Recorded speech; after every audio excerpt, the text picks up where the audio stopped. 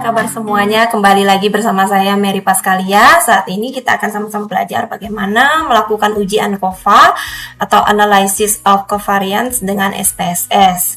Uji ANCOVA itu adalah metode statistik parametrik yang digunakan untuk membandingkan rata-rata dua atau lebih kelompok dengan mengontrol mengendalikan variabel lain yang disebut covariat. Artinya membandingkan perbedaan antar kelompok seperti ANOVA ya, sambil mengontrol pengaruh variabel lain atau covariat. Tujuan ANCOVA adalah mengetahui apakah ada perbedaan rata-rata antar kelompok setelah pengaruh variabel lain dikendalikan. Untuk syarat ANCOVA ini karena dia parametrik, maka data harus berdistribusi normal, variasinya harus homogen, kemudian hubungan linear antar covariat dan variabel dependen, kemudian regresinya juga harus homogen atau kemiringannya harus sama.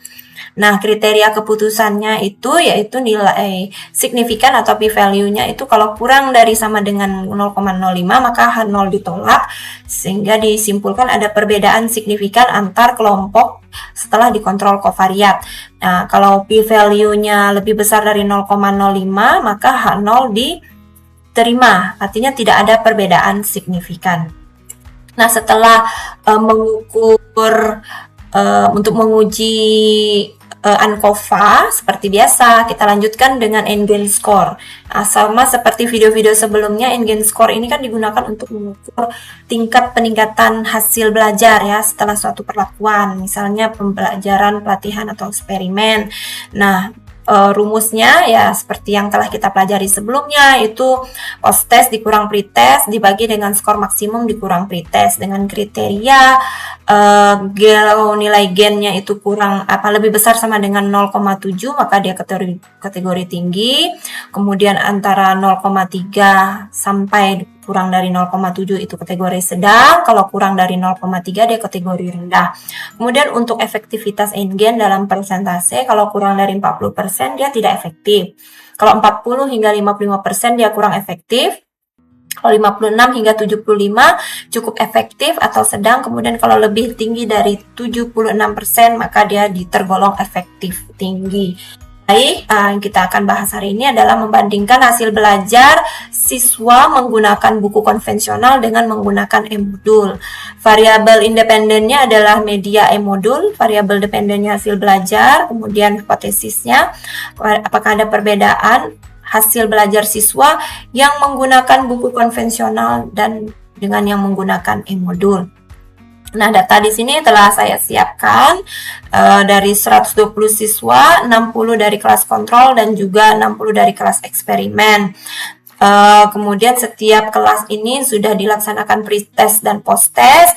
Untuk kelas kontrol itu menggunakan buku konvensional, kemudian untuk kelas eksperimen itu menggunakan e-modul dan nilainya untuk pre-testnya dan juga post-testnya sudah ada di sini. Baiklah, kita akan mengolah data berikut dengan menggunakan SPSS. Nah, kita masuk ke SPSS dan kita buat dulu kolom-kolomnya. Kita pilih variabel view, kemudian di sini kita tulis untuk yang kolom pertama yaitu kolom kelompok. Kemudian kolom yang kedua adalah kolom pre, kemudian yang kolom ketiga adalah post. Oke, untuk desimalnya kita buat 0. Untuk labelnya kelompok kita buat kelompok, kemudian pre kita buat pre-test. Kemudian untuk post kita buat jadi post-test. Nah, untuk value pada bagian kelompok, untuk value kita ubah 1 itu khusus untuk kelas kontrol. Kita add, kemudian untuk yang 2 itu untuk eksperimen. Oke, kita add. Oke kan? Nah, oke. Sini lihat di data view sudah ada 3 kolom. Kita copy pastekan data yang ada di Excel tadi ke SPSS. Oke, nah dari 1 hingga 60 kita buat kelompoknya 1. Ini supaya cepat kita pastekan saja sampai 60. Kemudian dari 61 kelompok 2 120 kelompok. Oke, data kita telah siap. Sekarang kita akan mengolahnya dan kita akan menguji ANCOVA. Caranya adalah ketik analyze, kemudian pilih general linear model, kemudian kita pilih univariate. Nah, di sini untuk kelompok kita masukkan ke fixed vector. Kemudian untuk kemudian pretest kita masukkan ke covariate. Untuk option kita pilih di sini deskriptif ya. Kemudian estimate effect size ya, homogeneity test ya, parameter juga bisa. Oke, kita oke kan? Kita continue dulu, kemudian kita klik oke. Nah, muncul di sini outputnya yang pertama between subject factor ya. Tabel ini sini untuk menunjukkan bagaimana kelompok ini terbagi dua, yaitu kelompok 1 untuk kontrol jumlahnya 60, kelompok 2 eksperimen jumlahnya 60. Kemudian deskriptif statistik. Di sini kita bisa melihat bahwa rata-rata nilai untuk kelompok kontrol itu 67,73, kemudian untuk kelompok eksperimen 73,03. Di sini kita sudah bisa menyimpulkan bahwa hasil belajar dengan kelompok kontrol dengan eksperimen ini, eksperimen untuk kelas eksperimen itu lebih tinggi rata-rata nilainya dibandingkan kelas kontrol. Kemudian untuk Levin test of equality of error variance, ini kita lihat di nilai signifikan. Signifikan ini 0,828. Ini kalau 0,828 ini artinya nilainya kan lebih besar dari 0,05. Ini bisa kita asumsikan bahwa nilainya ini lebih besar dari 0,05, yang artinya data ini adalah homogen ya. Variannya homogen. Kemudian ini yang menjadi utama kita di sini test of between subject effect. Kita melihat di bagian yang kelompok yang kita bahas di sini, dan di situ nilai signifikannya adalah 0,001 yang artinya dia lebih kecil daripada 0,005. Nah, kalau lebih kecil dari 0,05 seperti materi yang tadi yang sudah kita bahas bersama, bahwa kalau lebih kecil dari 0,05 artinya H0 ditolak, berarti ada perbedaan signifikan antara kelompok kontrol dan kelompok kontrol dengan eksperimen, itu ya, ada perbedaan signifikan. Baik, kita lanjutkan untuk mengukur gain score-nya. Jadi kita melihat seberapa besar efektivitas penggunaan e-modul ini. Caranya kita membuat dulu kolom-kolom ya, untuk mengolah nilai ini untuk menghitung gain score-nya. Kita buat kolom pertama dulu. Kita klik transform, kemudian compute variable. Nah, kita bikin kolom yang pertama yaitu nilai post test dikurang nilai pretest. Oke. Jadi nilai post test kita pindahkan ke numeric expression dikurang dengan nilai pretest. Kita oke kan? Oke, kita tutup dulu ini. Nah, ini sudah muncul ya di kolom post test dikurang pretest, ada kolom baru. Kemudian kita buat lagi transform compute variable, kita buat kolom baru yaitu nilai ideal dikurang dengan nilai pretest. Nilai ideal seperti kita ketahui yaitu 100. Kita kurangi dengan nilai pretest. Nah, oke, kita oke kan? Kita tunggu execute. Setelah execute, kita lihat di sini muncul nilai maksimum atau nilai ideal dikurang dengan nilai pretest. Kemudian kita buat lagi kolom selanjutnya yaitu kolom gain score-nya. Jadi n gain score. Nah, itu diperoleh seperti rumus yang telah kita pelajari bersama, yaitu post test dikurang pretest dibagi dengan nilai maksimum dikurang pretest. Oke kan? Oke, setelah execute kita mau lihat seperti apa. Di sini di kolomnya telah muncul nilai gain score-nya ya, n gain score. Kemudian kita akan ubah n gain ini menjadi persentase. Persentase itu dengan klik kita buat satu ini lagi ya, kolom lagi, yaitu n-gain persen. N-gain persen. Jadi nilai n-gain ini tadi ya kita kalikan dengan 100. Kita oke kan? Setelah execute kita akan lihat hasilnya. Di sini sudah muncul persentase setiap siswa ya, di setiap siswa di setiap kelas. Baik, sekarang karena ini kan ada dua kelas ya, yaitu kelas kontrol. Yang kelompok 1 ada kelas kontrol, yang kelompok 2 ini adalah kelas eksperimen. Jadi kita pisahkan dulu dua kelas ini supaya kita mau mengukur rata-rata dari n-gain skornya ini tadi. Jadi kita simpan dulu, kita save as dulu. Kita pilih file, save as, data ini menjadi kelas eksperimen. Nah, ini kebetulan sudah ada di sini, saya save saja. Ya, kita tulis ini kelas eksperimen.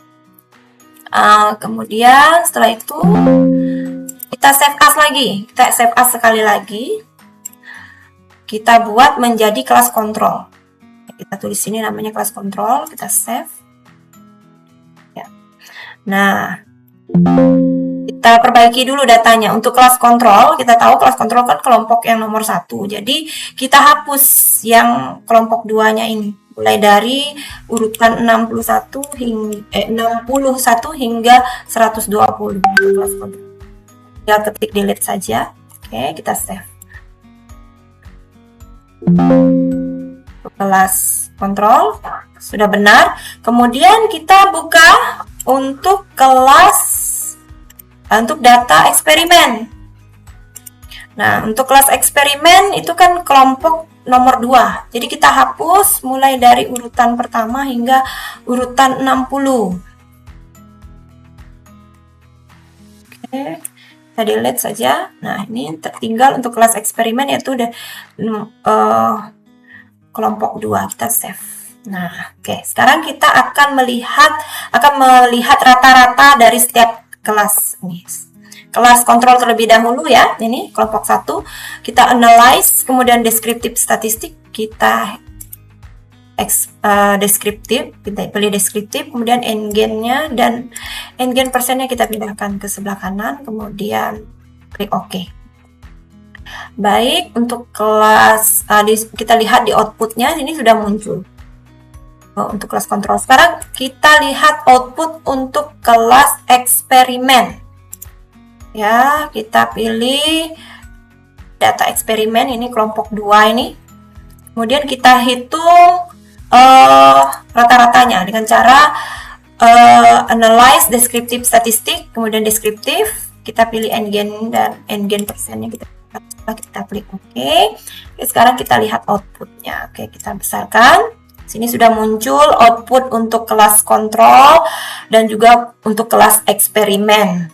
Untuk kelas kontrol kita lihat rata-rata min-nya ya, untuk rata-rata n-gain-nya dan n-gain persennya. Kalau untuk kelas kontrol itu n-gain-nya 0,03. Kemudian persentase n-gain-nya 3%.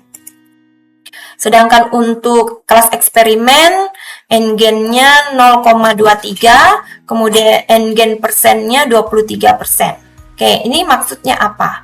Kita masuk ke kesimpulan di sini. Kita mau lihat dari ini. Kalau tadi 0,3 ya, 0,03 ya tadi ya, itu masuk dalam kategori kurang dari 0,3. Jadi dia masuk ke kategori rendah ya. Ini ya 0,03. Kemudian persentasenya 9%. 3%, maaf.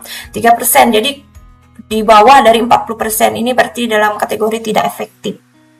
Kemudian untuk yang kelas eksperimennya bagaimana? Untuk kelas eksperimennya itu min-nya 0,2. Kemudian n-gain persennya itu 23%. Ini masuk ke mana ini? Kalau 0,2 juga lebih kecil dari 0,3. Jadi dia masuk ke kriteria rendah. Kemudian tadi persentasenya 23%, itu juga kurang dari 40%. Jadi masuk kategori tidak efektif. Jadi kesimpulannya seperti apa? Oke, kesimpulannya tadi kita kembali ke awal ya, nilai signifikannya itu kan 0,00 itu ya, kurang dari 0,05. Jadi keputusannya H0 ditolak, H1 diterima. Artinya ada perbedaan hasil belajar yang signifikan antar kelompok kontrol dan eksperimen setelah dikontrol pretest. Nah, kalau berdasarkan NGN-nya itu, rata-rata peningkatan hasil belajar pada kelompok kontrol itu tadi 0,03 itu, kemudian yang eksperimen itu 0,23. Sama-sama kriteria rendah. Sementara itu untuk persentase NGN-nya pada kelompok kontrol itu 3%, termasuk tidak efektif, dan juga pada kelompok eksperimen sebesar 23% itu juga termasuk kategori tidak efektif. Hal ini menunjukkan bahwa penggunaan e-modul ya dan juga buku konvensional itu sebenarnya sama-sama pada kriteria rendah dan juga dalam kategori tidak efektif. Hanya saja penggunaan e-modul ini memang lebih baik, lebih dapat meningkatkan hasil belajar siswa dibandingkan dengan pembelajaran konvensional. Oke, mungkin itu saja dulu pembahasan kita tentang bagaimana melakukan uji ANCOVA dengan menggunakan SPSS. Semoga berguna untuk kita semua yang menyaksikan video ini. Saya ucapkan terima kasih untuk perhatian kita semua. Salam sehat.